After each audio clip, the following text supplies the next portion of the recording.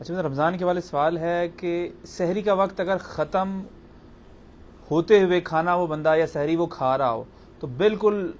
جب ختم ہو جائے تو اذان وقت ختم ہو جائے سحری کا تو بالکل اسی وقت چھوڑ دے، یا اگر 2-4 نوالے باقی ہوں تو اس کو مکمل کر لینا چاہیے؟ دیکھیں میرا ایک یوٹیوب پہ کلپ ہے ساری اور افطاری کے مسائل کے اوپر نا،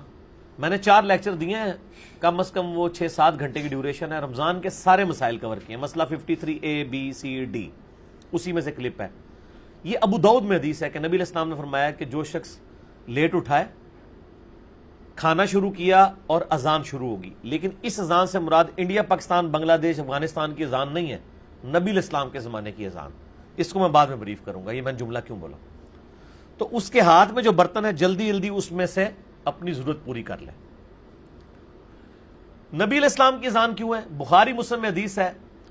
کہ حضرت بلال اذان دیتے تھے سحری پہ اٹھانے کے لیے،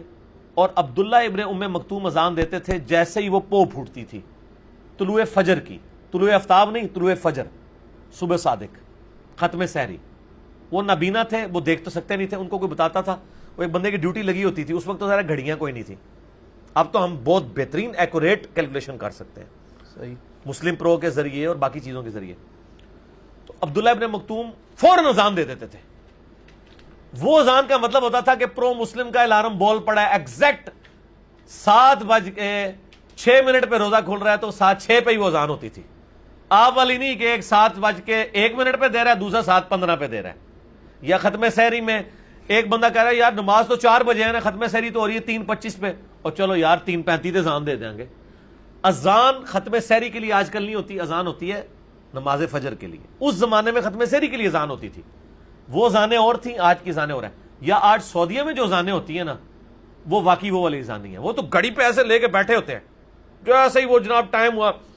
اذان شروع کر دیتے ہیں۔ ہمارے پاکستان میں ایسا نہیں ہوتا کہ ایگزیکٹ وہ ٹائم ہو ختم سحری کا اذان شروع ہو جائے، یہاں تو 10-15 منٹ تک اذانیں ہوتی رہتی ہیں، تو پھر تو آپ سرکار اذانوں کے الارم کے اوپر اٹھے 15 منٹ کھانے پینے رہو، یہ تو غلط ہے، یہ تماشا بنایا۔ اور کئی لوگوں کو تو میں نے دیکھا خصوصاً اہل حدیث کے اندر،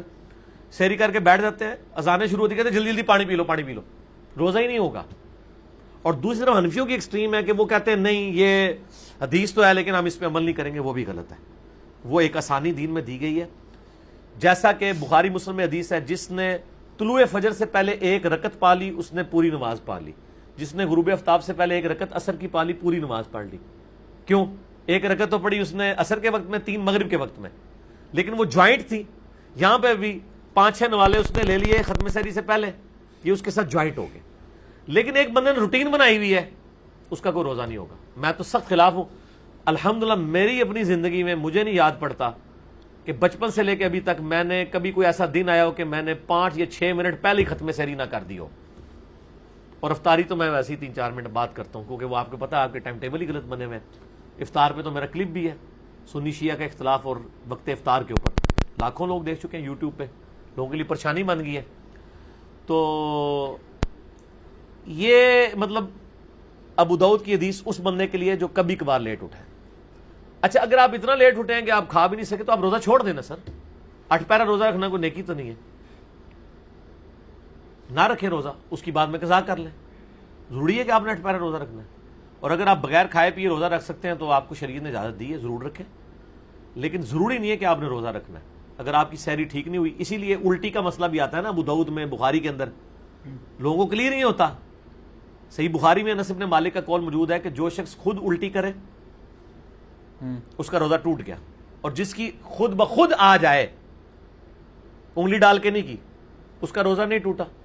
تو ان کو کسی نے کہا کہ جی ہم نے تو حدیثیں ایسی بھی سنی ہے جس میں ہے کہ نبی علیہ السلام کو الٹی گئی روزہ افطار کر لیا، سنن دارمی میں ابو داؤد میں آتی ہے۔ پھر انس بن مالک نے کلیئر کیا کہ اگر کسی شخص کو الٹی آنے کے بعد اتنی کمزوری ہو جائے، اب ایک بندے نے صبح کھائی تھی سحری، ساتھ ہی الٹی ہو گئی، تو اسی سحری کی بنیاد پہ تو اس نے پورا دن گزارنا تھا، اب اس کو یقین ہو گیا کہ میں تو 16 گھنٹے گزار نہیں سکتا، جو اندر پایا جو نکل گیا تو روزہ افطار کر لے، توڑ دے روزہ، اپنی مرضی ہے اس کی، اور لیکن اگر سمجھتا ہے کہ وہ گزار سکتا ہے تو گزارے، ٹھیک ہو گیا، گناہ نہیں کوئی گناہ نہیں ہے، کوئی گناہ نہیں۔ اچھا رمضان میں سحری کے وقت ڈھول بجا کے بہت سے لوگ اٹھاتے ہیں نا، تو اہل حدیث پہ اعتراض کرتے ہیں کہ یہ بدعت ہے، تو اس کے بارے میں آپ کا کیا موقف؟ وہ کیا کہتے ہیں ڈھول کی بجائے کسی اور طریقے سے اٹھایا جائے، کوئی اور طریقہ اپنایا جائے تو ٹھیک ہے کوئی اور طریقہ اڈاپٹ کر لیں، وہ شاید سحری کے وقت اٹھانے کو بدعت کہہ رہے ہوں گے. تو سحری کے وقت اٹھانے کے لیے سنت طریقہ اذان ہے. حضرت بلال اذان دیتے تھے سحری میں اٹھانے کے لیے, اور عبداللہ ابن ام مکتوم جو ہے وہ ختم سحری کی اذان دیتے تھے. تو اذانیں پھر سپیکروں میں ہونی چاہیے, پھر سپیکر بھی اونچے ہونے چاہیے, زیادہ ہونے چاہیے, ٹھیک ہے نا. تو یہ ایک طریقہ ہے. اب تو میرا خیال ہے ان چیزوں کی ایسا جو ضرورت نہیں رہی ہے, مستحبات میں سے ہی ہے. اب تو الارم لگا کے اٹھا لیتے ہیں. باقی کلچرل کسی علاقے میں اگر کوئی دروازہ کھٹکھٹا کے یہ کر لیتا ہے, اس کو کلچرل ایکٹیویٹی رہنا چاہیے, اس کو بدعت کا فتویٰ نہیں لگانا چاہیے.